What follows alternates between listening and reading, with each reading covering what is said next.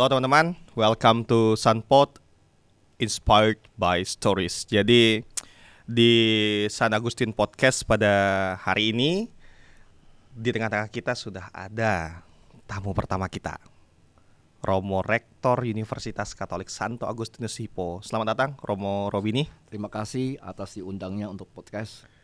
Ya, teman-teman pendengar yang mendengarkan Sunpot, menonton Sunpot. Jadi di kali pertama untuk San Agustin Podcast ini, Romo dan teman-teman, kita akan menggali cerita. Jadi podcast ini akan lebih banyak menggali cerita dan kedepannya dari orang-orang yang akan kita ajak ngomong. Nah, di sesi pertama ini kami ingin menggali cerita dari Romo Robini, karena teman-teman, Romo Robini ini bukan semata-mata sebagai Rektor Universitas Katolik Santo Agustinus Hippo, tetapi juga Romo Robini adalah salah satu bagian dari utama dari pendiri universitas ini. Karena itu kita perlu untuk mendengar cerita Romo Robini. Romo, apa ide pertama sehingga kemudian harus mendirikan universitas ini? Bagaimana cerita awalnya pendirian universitas ini? Silakan Romo. Terima kasih atas pertanyaannya. Pertama-tama itu tahun 2016. Bapak Uskup Agung Pontianak, Monsignor Agustinus Agus itu mengajak saya pribadi bicara, dan kita bicara mengenai dengan Keuskupan Agung yang sebesar itu di Pulau Kalimantan atau tepatnya di Kalimantan Barat, kita perlu memikirkan bahwa perlunya Universitas Katolik, karena di Pulau Kalimantan adalah satu-satunya yang tidak punya Universitas Katolik. Ya. Okay. Kalau melihat konstelasi semua pulau, Sumatera punya, Jawa jangan ngomong lagi, ya kan. Sulawesi punya, ya kan. Kalimantan tidak punya. Nah, maka dari itu kita bicara, dan saya ingat itu bicaranya di Surabaya. Waktu Monsinyur itu memberkati perkawinan, saya lupa yang diberkati siapa. Saya waktu itu hadir mendampingi Monsinyur, lalu kita makan bersama di restoran. Di situ kita bicara, dan Monsinyur mengatakan, go ahead, coba explore. Sorry Romo, saya potong. Siapa yang memulai untuk universitas ini? Monsinyur menawari Romo, atau Romo ya dalam diskusi yang tanpa sengaja, atau gimana mau pada saat itu? Sebenarnya waktu itu saya mengajukan pada Monsinyur. Oh, oke. Ya kan. Okay. Dan sebenarnya pada akhirnya keputusan di tangan Monsinyur. Betul. Ya kan. Sebenarnya saya bukan pendiri seperti dibayangkan, Monsinyur pendirinya. Karena nanti saya akan jelaskan secara hukum gereja.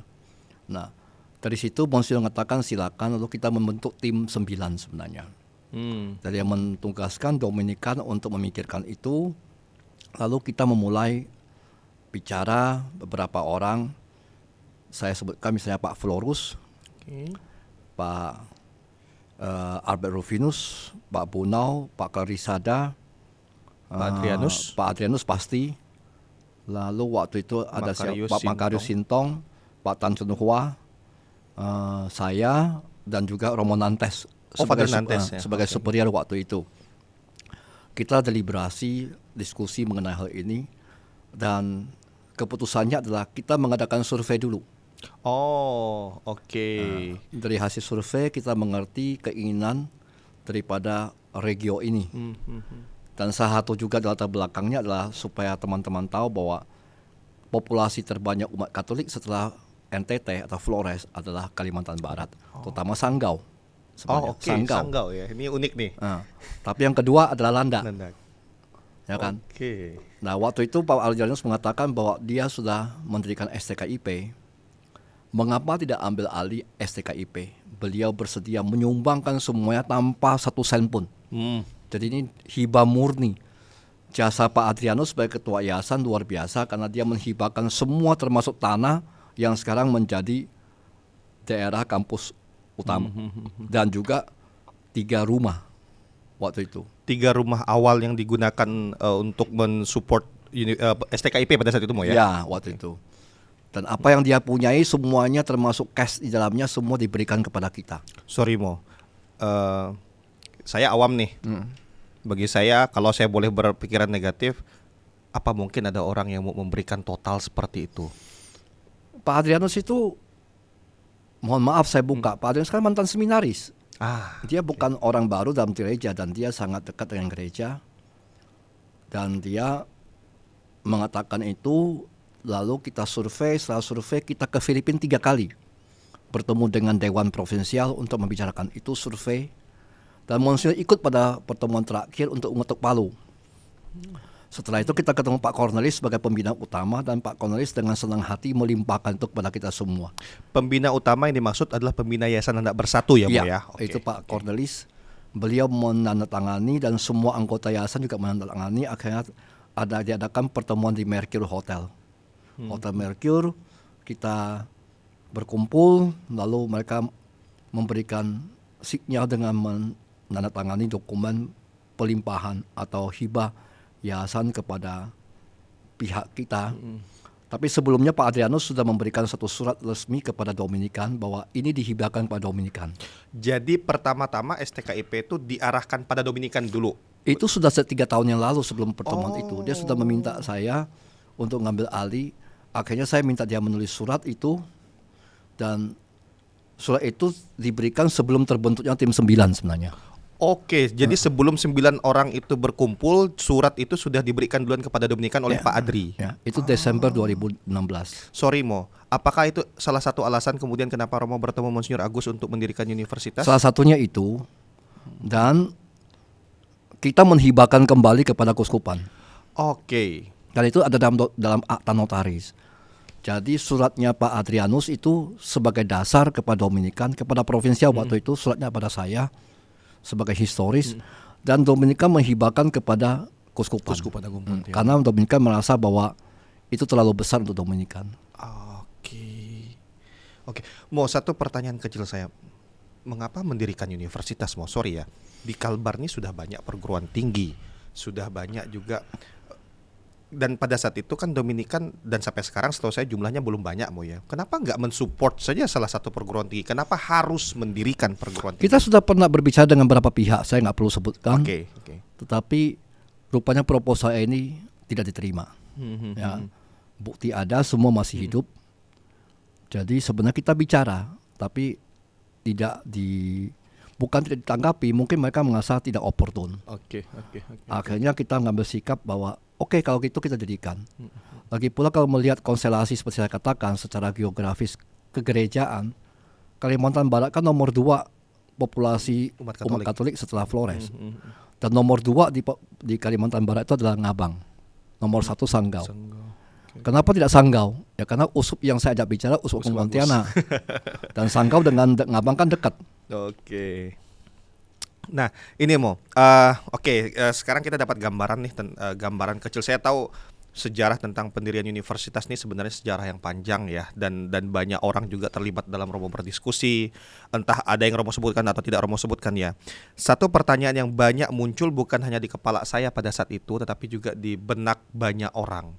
Kenapa Romo memilih menggunakan nama Universitas Katolik Mo? Karena sampai sekarang pun itu masih menjadi pertanyaan. Kenapa kita universitas ini dengan penuh keyakinan mengatakan oke, kami Universitas Katolik Santo Agustinus Hippo, bukan misalnya Universitas Santo Agustinus Hippo saja. Kenapa Katolik? Kalau melihat hukum gereja dikatakan demikian. Kanon 807. Gereja mempunyai hak untuk mendirikan universitas demi perkembangan manusia dan budaya, dan juga untuk fungsi kuasa gereja dalam mengajar. Karena universitas masuk dalam kuasa mengajar gereja. Ada 3 kuasa mengajar gereja, kuasa mengajar, memimpin dan menguduskan, itu sakramen. Memimpin adalah leadership, mengajar adalah profetiknya, kenabiannya. Lalu meskipun secara nyata universitas yang sudah ada itu bersifat Katolik, diurus oleh orang Katolik dan bernafaskan Katolik, tetapi yang berhak memakai nama Katolik dalam universitas adalah mereka atau universitas yang mendapatkan izin daripada lokal ordinary. Yaitu? Bahasanya even if it is in fact Catholic, meskipun mereka nuansa Katolik, sangat Katolik lah. No university is to bear the title of or a name Catholic university without the consent of competent ecclesiastical authority. Jadi ini yaitu uskup. Jadi ini bukan persoalan siapa lebih Katolik dan siapa kurang Katolik. Itu masalahnya di situ. Oke. Mungkin banyak orang bertanya, loh di sana mungkin lebih Katolik segala macam. That is not the questions. The questions itu adalah bahwa dia harus mendapatkan izin tertulis Oke. dan dinyatakan secara resmi Resmi. ini Universitas Katolik. Sorry Mo, selain mendapat izin resmi dari uskup ya, apakah ada dampak tertentu di universitas ketika uskup menyatakan oke saya memberi izin terhadap universitas ini dan kemudian disebutlah Universitas Katolik. Apakah kemudian uskup berperan aktif di universitas Mo? Oh tentu, uskup itu dengan sendirinya ex officio ketua pembina. Oke, itu salah satu dampak yang paling real Mo ya. Secara struktural. Oke. Belum lagi yang lain adalah bahwa secara moral dan iman harus dijaga. Oke. Dan Oke. perlunya meskipun tidak ada fakultas teologi di dalam hukum gereja, terutama nomor 811 paragraf 1 dikatakan bahwa perlu ada kelas yang mengajarkan teologi untuk filsafat untuk mahasiswa yang awam. Oke. The competent ecclesiastical authority is to take care that in Catholic University of a faculty or institute or at least a chair of theology is erected in which classes also given for lay students. Itu salah satu dampak yang muncul di universitas Mo ya. Dan Catholic Universitas itu dalam kelas-kelasnya harus melalui kuliah filsafat dan teologi harus membicarakan isu-isu yang terkait dengan masalah teologi. Oke. Jadi oke, itu. oke. Makanya kita nantinya mempunyai namanya liberal arts masuk dalam kategori itu. Berarti sebenarnya diskusi tentang kata Katolik dalam universitas ini bukan tentang siapa yang lebih Katolik dan bukan lebih Katolik Ya, Mo ya, bukan. tapi soal ada wilayah otoritas hukum gereja dan dampak-dampak di universitas karena nama itu disematkan di universitas ini. Maka dalam statuta kita hukum yang mengatur bukannya undang-undang negara, tapi tertulis dengan jelas KHK, Kitab Hukum Kanonik mengaturnya. Oke, Momo, sorry, ada satu pertanyaan yang dari tadi mengusik saya ya tentang sejarah universitas. Sorry, saya flashback lagi. Mo, sekali lagi, kami awam nih, kami awam. Kalau boleh kami buat pertanyaan dengan asumsi negatif. Apakah pendirian universitas ini soal uang, Mo? Apakah uang yang dicari? Tadi kan saya tanya, ada banyak perguruan tinggi, kenapa harus mendirikan? Apakah ini soal mencari uang atau ada visi lain yang pengen digali dari pendirian ini? Saya dengan Monsignor Agus melihat bahwa banyak daerah-daerah yang disebut dengan frontiers, daerah yang Pinggiran. sifatnya pinggiran itu, banyak calon mahasiswa-mahasiswi ya yang tidak mungkin bisa ke kota karena alasan ekonomi segala macam. Kenapa tidak kita ke sana? Oke, jadi cara pikirnya dibalik nih. Dibalik. Jadi kalau kita melihat bukan jelek ya, itu kenyataan harus dilihat bahwa kebanyakan universitas itu yang besar itu berada di kota. Dan kalau begitu biayanya tinggi karena biaya hidup segala macam kan. Kita perlu hadir di tempat di mana banyak yang sebenarnya bisa belajar dan kita harus mengembangkan potensi SDM.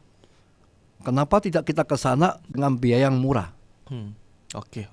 Mo, saya pernah dulu diskusi sama Romo Rob ya, entah Romo ingat atau enggak. Romo pernah bercerita bahwa Santo Dominikus, maafkan kalau saya keliru ya, berpesan kepada anggota ordonya, pergilah ke kota dalam hal perguruan tinggi, Mo.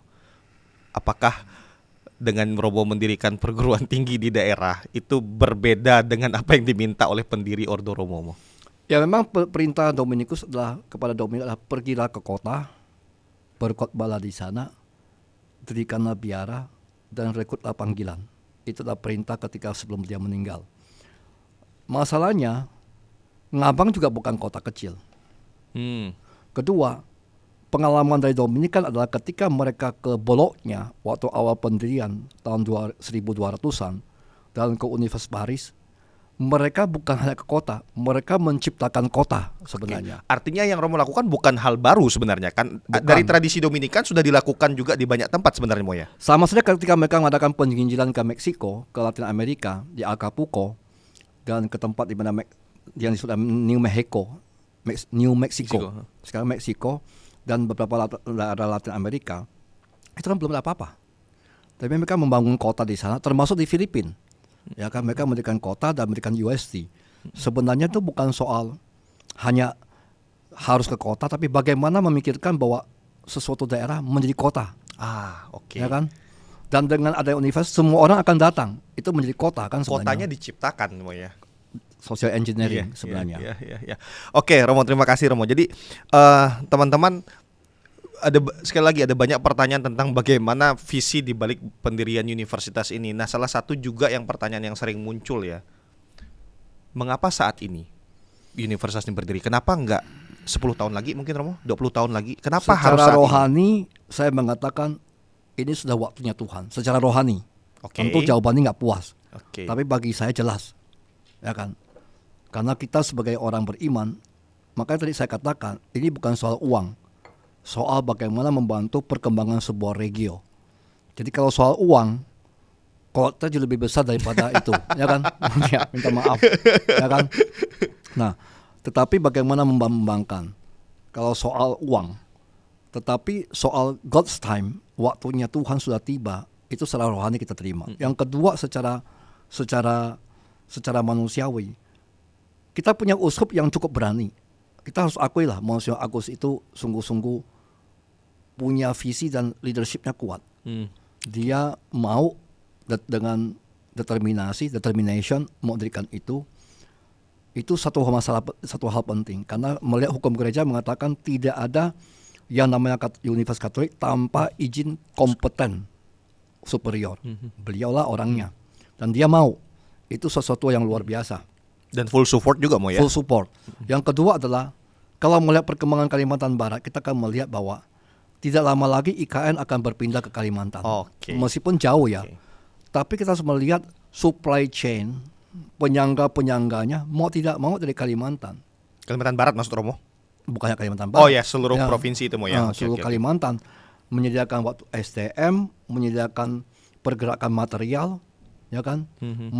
Menyiapkan banyak hal, menggerakkan banyak hal. Itu semua akan terdongkrak dengan sendirinya, ya kan?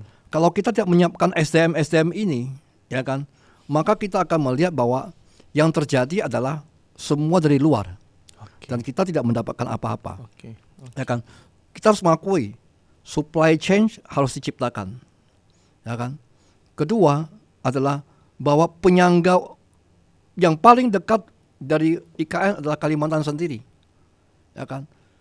Kalau kamu lihat transportasi, ya, meskipun sekarang masih dalam tahap saya dengar bahwa akan membuat kereta api atau segala macam, suka atau tidak suka, ini semua tercipta. Belum lagi kita ngomong pelabuhan Kijing yang tercipta. Dan juga sekarang sudah ada bandara Singkawang kan. Kita belum tahu seberapa 5 tahun ke depan pemerintahan yang baru ini akan menciptakan sesuatu yang baru sehingga supply chain harus diisi. Nah, ini yang kadang-kadang kita nggak ngerti. Maka secara manusiawi, pertama adalah peran Monsignor Agus sebagai pimpinan yang berkompeten untuk mendirikan Universitas Katolik, haknya dia. Kedua, secara sosial ekonomi itu kelihatan sekali bahwa kita ini penyangga, suka atau tidak suka. Mau 20 tahun lagi baru berfungsi atau enggak, ini perlu dipersiapkan, social engineering melalui pendidikan. Yang ketiga yang orang nggak lihat adalah bahwa ini misi. Karena banyak orang Katolik yang tidak bisa menikmati perguruan tinggi di kota besar, bahkan Pontianak, karena masalah harga, masalah uang. Nah, bagaimana menciptakan sebuah tempat di mana mereka sungguh-sungguh bisa belajar mendapatkan gelar sarjana minimal untuk bahasa kasarnya bertanding, berkompetisi. Nah, ini yang kita harus siapkan. Apakah Romo juga pengen bilang sebenarnya bahwa salah satu visi dari universitas ini adalah, tadi kan Romo bilang mengumpulkan dan menciptakan orang-orang yang akan bertanding tadi ya. Apakah Romo pengen bilang juga bahwa tempat ini kedepannya bakal jadi tempat berkumpulnya para intelektual baru? Saya Apakah kira itu? satu yang kita perjuangkan adalah hub ya, tempat pertemuan daripada intelektual Katolik. Mengapa itu penting, Mo? Karena ini Universitas Katolik dan selayaknya bahwa semua informasi yang sifatnya itu pengetahuan harus dari sini dan mengajak mereka berdiskusi dan mereka juga menyampaikan masalah mereka sehingga kita bisa saling berkolaborasi. Misalnya saya mengundang ISKA, ya kan, Kalimantan Barat, untuk terlibat sungguh-sungguh. Misalnya apa sih peran ISKA? Apakah bagaimana peran universitas pada ISKA? Tapi bukan sekedar hanya menyediakan tempat, membuat seminar saja, tapi mulai dengan itu bagaimana kita bersama-sama mengumpulkan tokoh-tokoh Katolik untuk berpikir ke depan. Ini mau ngapain nih? Maka ini hub, dan tradisi ini bukan baru. Waktu abad ke-13 di Toulouse, Prancis Selatan, Santo Albertus Agung dengan Thomas Aquinas dalam biara Toulouse itu membuat namanya Disputatio Hall. Disputatio Hall. Jadi suatu ruangan sampai sekarang masih ada. Saya ke Toulouse 3 kali. Jadi ruangan ini terbuka, semua tokoh intelektual berkumpul, dan Thomas dan Albert melemparkan banyak pertanyaan isu-isu, dan mereka berdiskusi. Dan Dominika mempunyai pengalaman juga di abad ke-20 ini, sekarang sampai 21 mempunyai minimal ada 5 tempat riset Eropa bersatu. Sorry kalau saya nggak ini salah satu tempat yang Romo kunjungi pada saat ke Jerman pada saat itu ya, yang ke salah Jerman, satunya ya. Ke Jerman itu namanya Institut Mariceno Berlin. Mariceno, ya. Ada juga Brussels, Renaissance, ada Espaces di Spanyol, ada satu lagi di Italia di daerah saya lupa di daerah apa namanya. Saya lupa. Bari. Dan ada satu lagi di Prancis. Ya.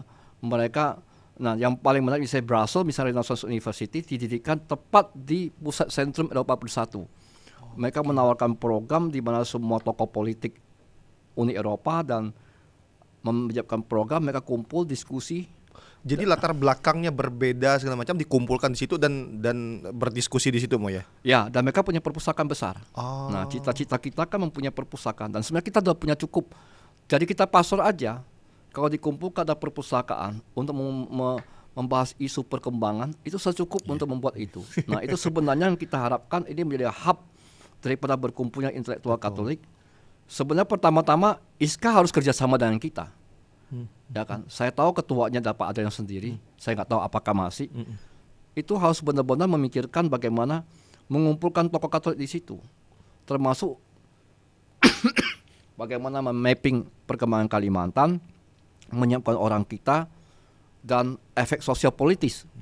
Ya, itu harus benar-benar dibicarakan. Mo, ini satu pertanyaan nakal karena saya teringat ketika Romo bilang tadi bahwa Romo akan mengumpulkan para intelektual itu. Para intelektual kita ini kan berasal dari perguruan tinggi yang berbeda-beda salah satunya. Saya nggak katakan bahwa semua intelektual harus dari lembaga perguruan tinggi Mo ya. Ada juga mungkin dari SMA, sekolah-sekolah ya. Apa Romo tidak melihat perguruan tinggi di mana intelektual Katolik itu berada itu adalah kompetitor bagi universitas ini, atau Romo punya cara pandang apa dalam melihat perguruan tinggi ini Mo? Sebenarnya sebagai rektor, sorry. Misi itu tidak boleh membedakan, dan kita ini bukan saingan. Kalau mau ngomong soal marketing, kita punya pasar sendiri-sendiri kok. Oke. Ya kan? Dan kedua adalah bahwa misi itu yang pertama harus dijalankan adalah bagaimana semua orang datang. Mereka berhak juga membuat semacam seperti itu. Ya kan? Tapi Universitas Katolik harus membuatnya. Itu yang pertama. Karena ditugaskan untuk seperti itu memang. Dari hukum gereja, bukan dari saya. Makanya harus benar-benar memikirkan. Saat ini misalnya saya membuat extension course teologi online. Itu kan mengumpulkan orang. Ya kan? Nah, ada satu hal yang menjadi concern saya adalah apakah awam kita itu mengerti filsafat dan teologi yang sebenarnya harus keluar daripada di sini. Sesuai dengan amanat hukum gereja. Oke. Ya kan? Dan kita akan membuatnya. Oke. Kan? Oke. Ya, saya sangat tertarik untuk melihat visi bagaimana Romo sebagai seorang rektor itu melihat kolaborasi dengan perguruan tinggi itu, karena bagaimanapun kita perguruan tinggi baru dan dunia berubah dengan cepat perspektifnya. Romo menyebutkan ada Keuskupan Agung Pontianak, ada Dominikan, dan sekarang kita sama-sama tahu ada kongregasi Pasionis juga terlibat dalam pengelolaan perguruan tinggi ini. Yang menjadi pertanyaan orang seringkali, Romo, perguruan tinggi ini sebenarnya pengelolaannya bagaimana sih? Pengelolaan Pasionis kah, Keuskupan kah, atau Dominikan, atau bagaimana cara kerja 3 institusi besar ini dalam mengelola satu perguruan tinggi ini, Romo? Pertama, ide kolaborasi adalah yang paling utama. Oke. Ya. Oxford di Inggris itu adalah kolegium. Artinya setiap college itu berkumpul mendirikan universitas. College itu masing-masing punya orang sendiri. Mereka menjadikan universitas. Contoh, ya kan, dalam perjanjian kita bahwa program studi agribisnis itu adalah program studi yang secara eksklusif akan dikelola oleh pasionis. Oke. Keguruan dikelola bersama, yang lain dikelola bersama.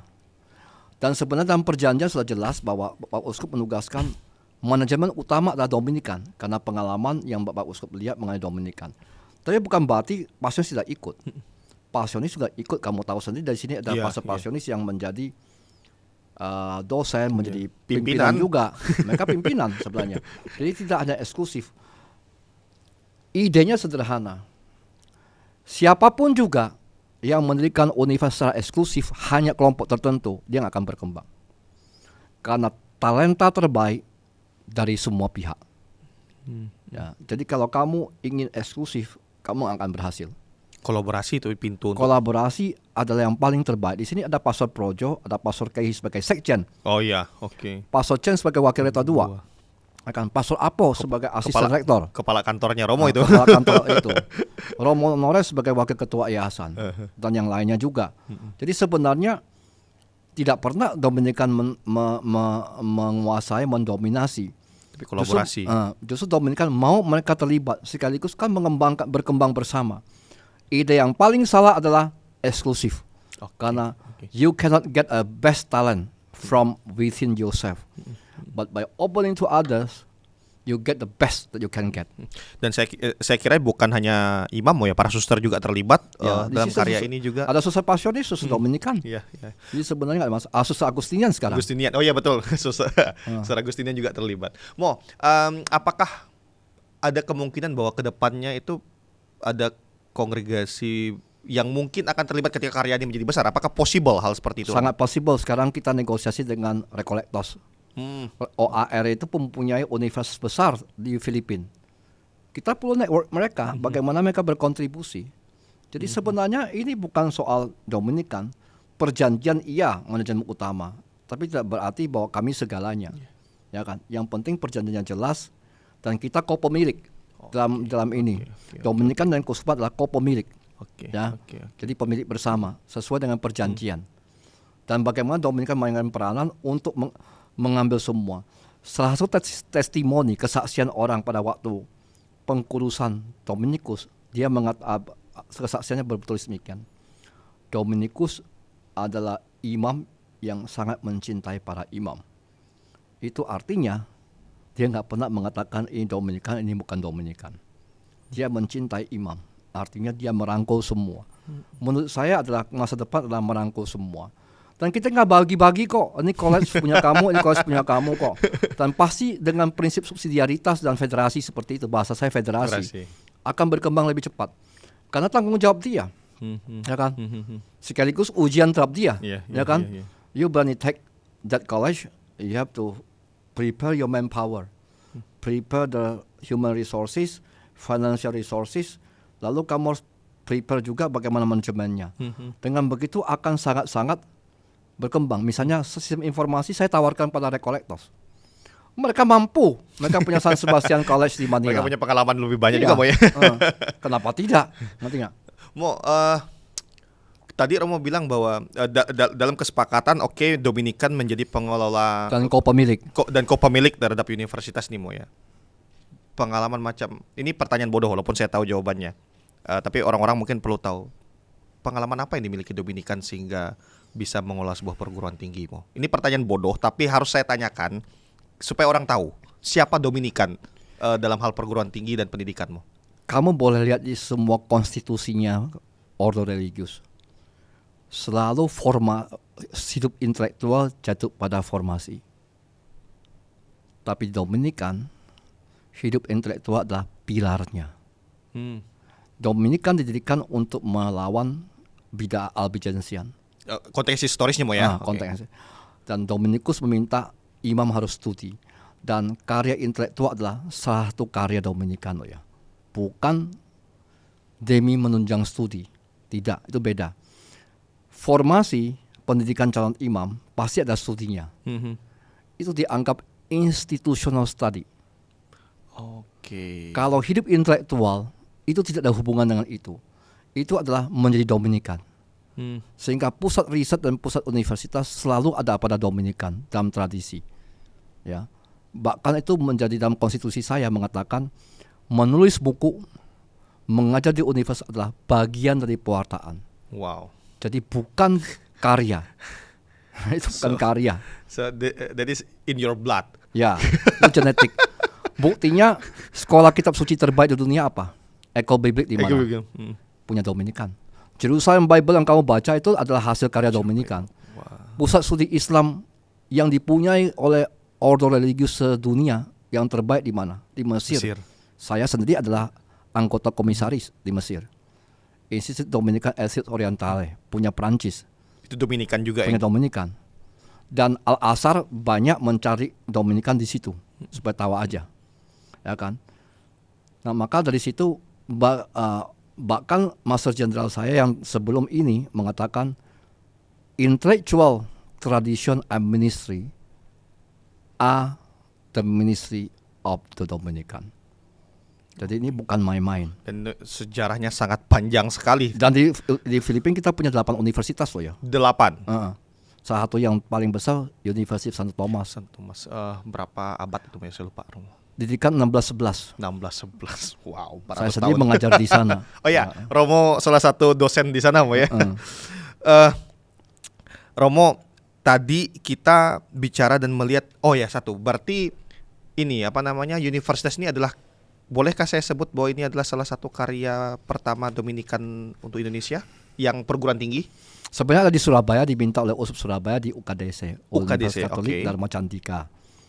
Romo Adrian sekarang sebagai rektornya, ya kan. Dan kita di sini. Berarti at least untuk karya Dominikan di bidang pendidikan perguruan tinggi ada di 2 tempat ini, Mo ya, di Indonesia ya. Oke. Nah, dari tadi saya tuh nanya sama Romo tentang konteks historis pendirian universitas ini, Romo ya. Dari sisi Romo yang mengetahui sejarah pendirian universitas ini. Sekarang saya mau masuk ke posisi Romo sebagai rektor dari universitas ini. Romo adalah rektor kedua, rektor pertamanya adalah Romo Mingdri. Nah, Romo, sebagai rektor kedua dari universitas ini, ada program studi baru yang di luar dari FKIP, STKIP yang tadi Romo jelaskan, dan juga nanti Romo akan mention Fakultas Kesehatan ya. Nah, prodi-prodi baru ini apa saja, Romo, dan mengapa memilih untuk memperkuat dan mendirikan prodi-prodi baru itu, Romo? Hasil survei mengatakan waktu kami awal bahwa 12,6% masyarakat Kalbar, lulusan Kalbar mau jadi guru. Guru. Oke. Maka kita memperkuat FKIP. Kesehatan itu termasuk nomor 3. Ya kan. Dan menurut saya kalau melihat isu-isu stunting segala macam itu, kesehatan penting. Dan kita daerah terpencil, saya mengatakan daerah terpencil sekali, bahwa tidak semua kita, nggak usah saya ngomong lah, Menteri Kesehatan aja ngomong bahwa kita kekurangan dokter. Itu berarti bahwa peran perawat dan bidan masih kuat di daerah-daerah yang mungkin teman-teman di Jawa tidak akan mengerti banyak. Meskipun saya nggak mengatakan semua di Jawa beres loh ya, tapi pada umumnya mereka nggak punya masalah. Penyebaran dokter kandungan, dokter umum segala macam. Di Kalbar beda. Ya kan, perawat masih dibutuhkan, dan bidan. Apalagi kan, kamu tahu sendiri kita semua dari daerah. Saya orang daerah. Ya kan. Nah, dan menjadi masalah besar ketika kita bicara stunting. Menurut saya itu di situ Fakultas Kesehatan akan selalu menjadi fakultas unggul di sini yang harus diseriusi. Bahkan saya baru menandatangani MOU dengan perusahaan Alkes yang akan menyumbangkan alat-alat kesehatan untuk laboratorium. Dan akan membuka untuk magang di Alkes. Ya kan, dan mereka akan mulai di situ. Banyak yang tidak mengerti. Ya, ini prodi baru, mau ada. Jadi ketika saya tanya dengan teman-teman yang ke lapangan, prodi logistik itu apa?